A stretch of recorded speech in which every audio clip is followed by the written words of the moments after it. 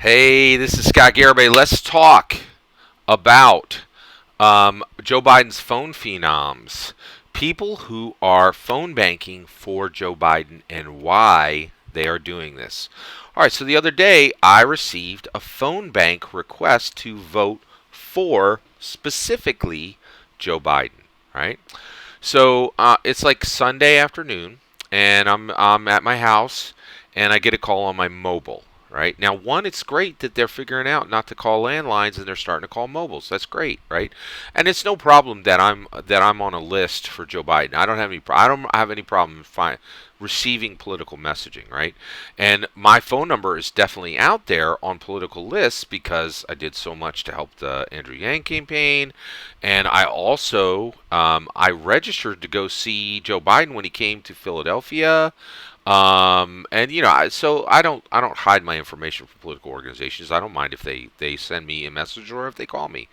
And the reason why I answered so there's this number coming in on my phone, and it's not marked as spam. Google's doing a great job. I use a Pixel 3a phone, fantastic phone. It's like if you need a phone, that's the one to get. Um, so so I use a Pixel 3a phone, and let me pull that down there. So basically, the call comes in and it's not marked as spam, so I pick it up, and I know that's unusual. A lot of people don't even answer their number if they don't know who it is calling in. Every now and then I'll get kind of some kind of robot call or something, but it's not a big deal. I don't mind. It's not too invasive. So this lady calls in and she says, "Hey, I want to talk to you about Joe Biden. Do you know who you're voting for yet?" And I said, "Yeah, my plan right now is to physically go to my polling place and do a write-in for Andrew Yang." And she's like, "Oh, that's fascinating. Well, you should really consider voting for Joe Biden." And I was like, "Oh, really? Why should I consider that?" And she said, "Well, the reason why is, the person who's currently in the presidency is just is really not a good person, and Joe Biden's a good person." And I was like, "Oh, that's interesting. Well, I don't have any intention of doing that, and I'm going to do a write-in for Andrew Yang." And she's like, "Well, can I ask why?" I said, "Sure. The reason why is I don't believe for one second that Joe Biden can complete a single term." And she's like, "Oh, you're 100% right. Don't worry about that at all. We got it covered. He's going to be announcing a VP pick soon, and that VP pick will be able to cover the first and second term." I was stunned. I was stunned at her honesty, and I was really very thankful for it, right? Because she is on the phone banking for Joe Biden, and she didn't even deny for a second that Biden was incapable of completing a single term, right? So she knows, right? You got a basement dweller, right, who is not sending people out, right? Last week, Trump's people physically knocked on 1 million doors. You know how many Joe Biden's knocked on? Goose egg. There you go. You think you're going to win like that? You ain't, right? That you ever watch the Rocky movie? Right? You don't win the race sitting home. You don't win the race sitting in a basement. Like, I don't understand. Like, anybody who's looking at these polls and thinking that Joe Biden's going to win by sitting in a basement and sending no one to knock on doors, I don't know where they're getting that idea. That ain't going to happen, right? So I said, I really don't. And so the lady said, "I understand your objections to Joe Biden." I couldn't believe this. She said flat out, "I don't think he's a great candidate either.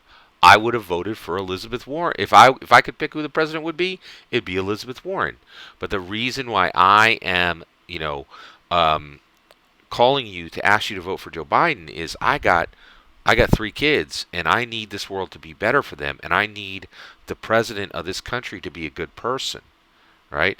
And I said, "Well, I fully understand what you're saying, but I need the Democrats to put up a candidate who's actually capable of the job and who actually wants the job." And Joe Biden doesn't fit either one of those. It's super clear right now, not just to Republicans. Republicans have been saying this for 6 months. I've been saying this for 9 months, that there's no possible way Joe Biden's going to be able to complete one term. Now it's being openly discussed by Democrat sources whether Joe Biden is capable of being president, right? This is not some back alley discussion anymore. This is being openly discussed on MSNBC, on the Hill, on like all kinds of major news, WAPO, everywhere. Like this isn't a secret anymore. Joe Biden cannot complete short, friendly interviews. Uh, Donald Trump just went on Axios and went 37 minutes toe to toe with an in-your-face reporter who questioned him at every single term. Donald Trump just completed a behind enemy lines interview for almost 40 minutes straight. It proved he was cognitively quick. It proved that he's still all there, right? Ready to answer, right? And I actually said that to the lady. I was like, I watched the Axios. Trump's still tracking.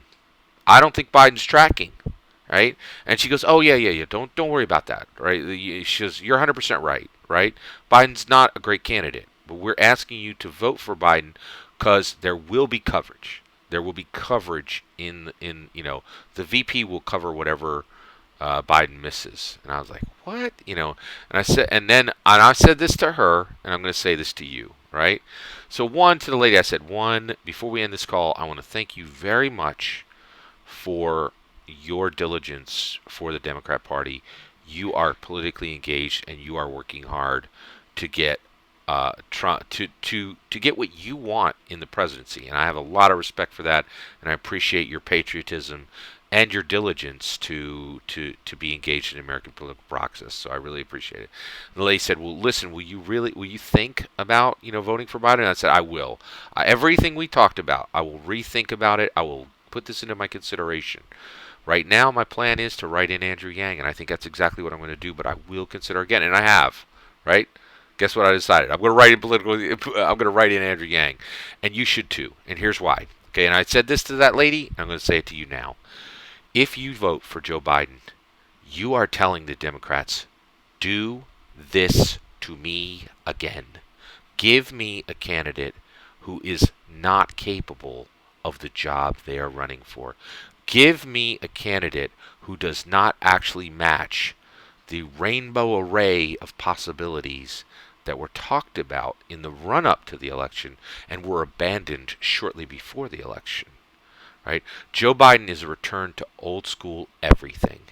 Right? He doesn't match what is supposed to be the Democrat dream, what is supposed to be the Democrat future. He barely represent. He doesn't even represent our past, right? Like he doesn't represent a past any of us even want to embrace anymore, right? And at this point, a basement dweller candidate not driving toward the goal, you cannot vote for Joe Biden because you're telling the Democrats, serve me pablum again, and they will. They will.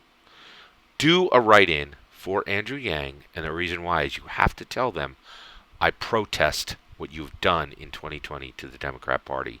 You have to do a protest vote and say, I will not stand by and take the pablum you serve up.